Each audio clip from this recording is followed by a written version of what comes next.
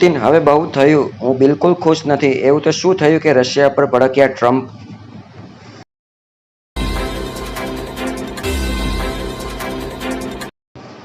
Russia and Ukraine war. Russia અને Ukraine વચ્ચે ચાલી રહેલા ભીષણ યુદ્ધ બંધ કરવા માટે અમેરિકા સતત પ્રયાસો કરી રહ્યું છે.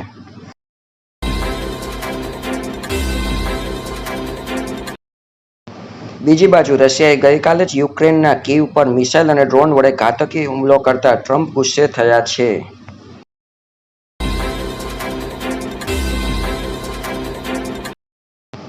અમેરિકાના પ્રમુખ ડોનાલ્ડ ટ્રમ્પે રશિયાના રાષ્ટ્રપ્રમુખ પુતિનને આ યુદ્ધ રોકવા ફરી અપીલ કરી છે.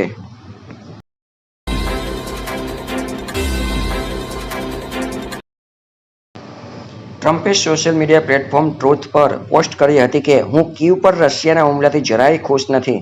આ જરૂરી ન હતો.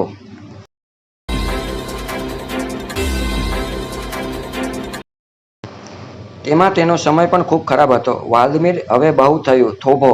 દર અઠવાડિયે 5000 સૈનિકો શહીદ થઈ રહ્યા છે. ચલો શાંતિ કરાર કરીએ. રશિયાનો આખા યુક્રેન પર કબજો ન કરવો એ રશિયા તરફથી એક મોટી રાહત છે.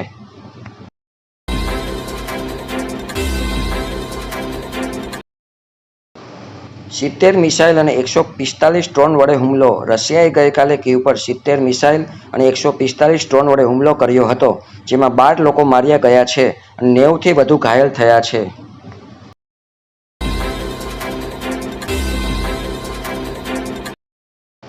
જે જુલાઈ 2024 બાદનો સૌથી ઘાતક હુમલો હતો. યુક્રેનની ઇમરજન્સી સેવાઓ અનુસાર કીવના 13 વિસ્તારોમાં નુકસાન થયું છે, જેમાં ઇમારતો, જાહેર સંપત્તિને ભારે નુકસાન થયું છે.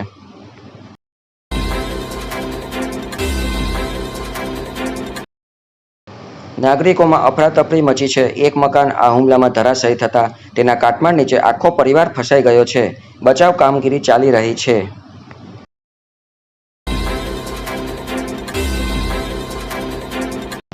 કીવના મેયર વિટાલી કિલસ્ટોકોએ જણાવ્યું કે અમે કાટમાળને હાથથી હટાવી રહ્યા છીએ કારણ કે તેની નીચે લોકો ફસાયેલા છે.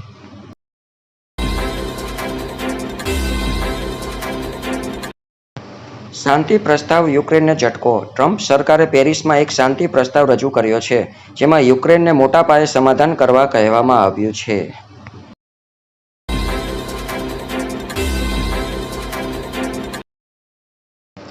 જેમાં ક્રિમિયા રશિયાનો હિસ્સો ગણાશે. યુક્રેને રશિયાનો મોટો વિસ્તાર આપવો પડશે. જોકે યુક્રેનના પ્રેસિડેન્ટ ઝેલેન્સ્કીએ આ પ્રસ્તાવ ફગાવ્યો હતો કારણ કે તે યુક્રેનના બંધારણની વિરુદ્ધમાં છે.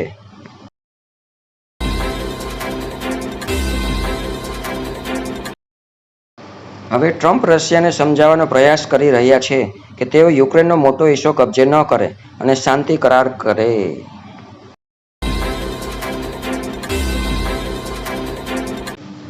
યુરોપ અને એશિયાની ચિંતા.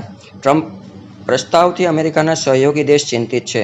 મીડિયા રિપોર્ટ અનુસાર એક યુરોપિયન રાજદ્વારીએ જણાવ્યું હતું કે જો યુક્રેનને પોતાનો વિસ્તાર છોડવા માટે મજબૂર કરવામાં આવશે તો યુરોપ કે વિશ્વનો અન્ય કોઈ દેશ સુરક્ષિત રહેશે નહીં.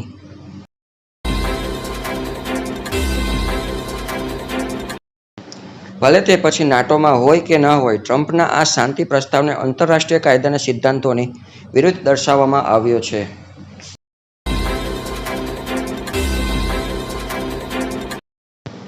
ખાસ કરીને ચીન આ મામલે ચિંતિત છે.